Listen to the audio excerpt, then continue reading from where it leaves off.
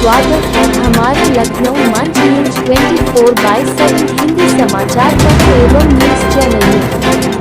सही खबर, सच्ची खबर। कृपया सब्सक्राइब, लाइक, शेयर, कमेंट जरूर करें। चौबे जी, ये बताइए कि इस समय महाकुंभ चल रहा है, वहाँ की इतनी भीड़ चल रही है, एक संक्षिप्त वहाँ का वर्णन आप अपने मुखार बिंदु से करिए। तो उस पर क्या क्या चर्चाएं अच्छी हैं और क्या विरोधी दल जो हैं आक्रामक भी हैं, जनता वहाँ पर जा भी रही है, वहाँ पर किसी धर्म या जात का कोई महत्व नहीं है, लेकिन विरोधी दल अपने बयानबाजों से नहीं पीछे हट रहे हैं। आप क्या कहना चाहते हैं? थोड़ा अपना परिचय देते हुए बताएं। मैं हरराम चौबे, हिंदू राष्ट्र निर्माण संघ का राष्ट्रीय अध्यक्ष। सबसे पहले मैं महाकुंभ की बधाई देता हूं, और आपने जिस विषय पर बोलने के लिए मुझे प्रेरित किया, कुंभ की महिमा और विपक्षी लोगों का उस पर कटाक्ष। पहले तो ये जान लीजिए कि कुंभ क्यों लगता है। जब समुद्र मंथन हुआ, समुद्र मंथन के बाद जो अमृत कलश, कुंभ का मतलब होता है कलश, जब अमृत कलश निकला तो उस अमृत के लिए जो देवता और दानवों में जो छीना झपटी की बातें आती है, उसमें 4 बूंद उस कलश से अमृत छिटक गया। कहाँ? प्रयाग में, हरिद्वार में, उज्जैन में और नासिक में। तो वहाँ कुंभ की महत्ता है। उस अमृत को पाने के लिए लोग प्रयास करते हैं। आज जो कुंभ प्रयागराज में है, इस कुंभ का सर्वोत्तम महत्व है। जितने भी कुंभ आते हैं, अर्धकुंभी, पूर्ण कुंभी और ये महाकुंभ, ये जो है 144 सालों के बाद महाकुंभ आता है, और गंगा जमुना सरस्वती के किनारे उस प्रभाव क्षेत्र में ये मेला लगता है। इसका अद्भुत नज़ारा होता है। यहाँ ऋषि महर्षि, यहाँ तक भी ये है कि देवता लोग भी यहाँ पर आने के लिए ललायित होते हैं, और चाहे जिस वेश में हमारे धर्मशास्त्रों और पुराणों के मुताबिक ये भी इस कुंभ के लिए यहाँ पर आते हैं। अब रही बात कि जो आज एक उत्तर प्रदेश के सन्यासी योगी आदित्यनाथ, जो मुख्यमंत्री भी हैं यहाँ के, उनके नेतृत्व और उनके संचालन में जो यहाँ कुंभ का आयोजन किया गया है, विश्व का एकमात्र सबसे अद्भुत आयोजन है, जिसको कि हम नहीं, विश्व के लोगों ने सराहा है कि जिस तरह की यहाँ सुदृढ़ व्यवस्थाएं हैं, जिस तरह से परेशानियों को दूर करने का यहाँ प्रयास है, या इस आयोजन में किसी को किसी प्रकार का कष्ट न हो, उस तरह की व्यवस्थाएं दी गई है। लेकिन चूंकि हमारे देश के विपक्षी, इनका जेहन में एक ही शब्द है कि सत्ता पक्ष या भारत जो भी बोलेगा या करेगा उसका विरोध करना हमारा काम है।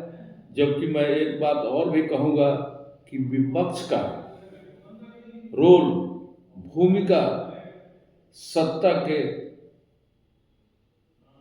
जो सही कार्य है उसकी सराहना, भारत की सराहना, रचनात्मक भूमिका निभाने की ड्यूटी इनकी होती है। लेकिन ये रचनात्मक नहीं, विद्रोहात्मक बातों में ज़्यादा ये ध्यान देते हैं, उसी तरह के कर्म करते हैं। आज विपक्ष के लोग कभी कह रहे हैं कि प्रयाग में जाने से क्या फायदा है। अरे तो क्यों आप अपने आदर्श का वहां मूर्ति लगाए हैं? हालांकि कुंभ मेला में जो वहां के दर्शनार्थी है उसको उस तरह से नहीं देखते हैं। वो ये देखते हैं कि कहीं ये भी तो पाप धोने नहीं आए हैं, जो कार सेवकों पर गोली चला करके जो जमुना के और सरजू के पानी को दूषित करने का कार्य किया सरजू के, क्या उसका पाप धोने के लिए तो नहीं आया है? रही बात, मैं उन विपक्ष के लोगों से ये पूछना चाहता हूं कि जिस तरह से बालाकोट में सर्जिकल स्ट्राइक हुआ, लोगों ने उस पर भी कटाक्ष किया था कि वहां कौवा मरा है कि क्या मरा, गिद्ध मरा है, कुछ नहीं हुआ है, जिसको कि आज पाकिस्तान ने स्वीकार कर लिया कि वहां पर बहुत बड़ी क्षति हुई। आज चीन अब कह रहा है कि 85 लाख करोड़ रुपया इस साल व्यापार से हमको फायदा हुआ। 85 लाख करोड़ रुपया, लेकिन किसी ने किसी तरह का कटाक्षेप नहीं किया कि वास्तव में चीन 85 लाख करोड़ रुपया का व्यापार किया है कि नहीं किया है। लेकिन जब